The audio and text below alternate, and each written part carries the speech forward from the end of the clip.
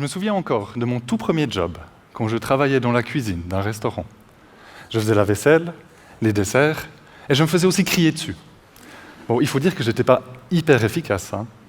Au point qu'après environ 1 mois, on m'ait gentiment proposé de dégager pour toujours de cette cuisine. Bienvenue dans le monde du travail.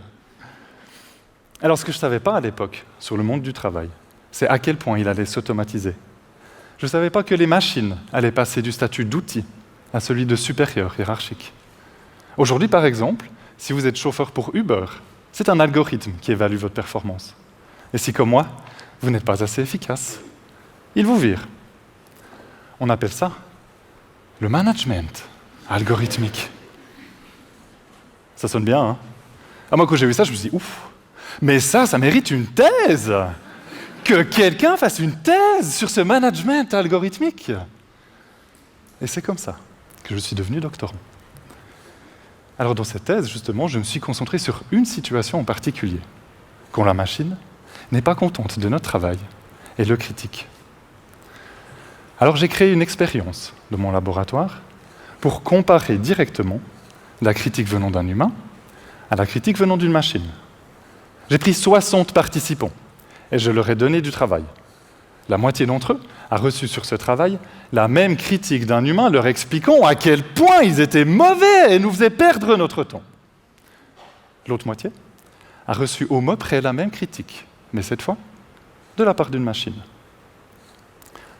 Résultat, eh bien, j'ai observé, quand la critique venait d'un humain, que les participants, étonnamment, n'étaient pas très contents.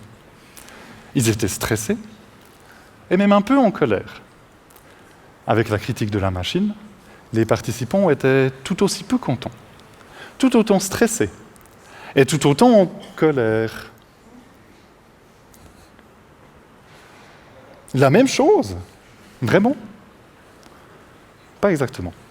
J'ai aussi observé, et là c'est très intéressant,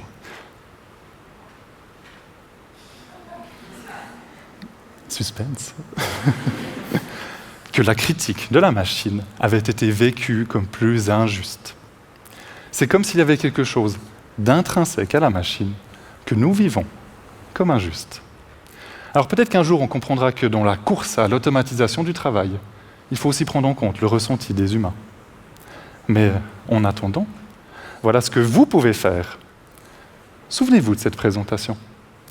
Et à votre prochain entretien d'embauche, pensez à vérifier, discrètement, que votre futur employeur ne soit pas un robot. Ah.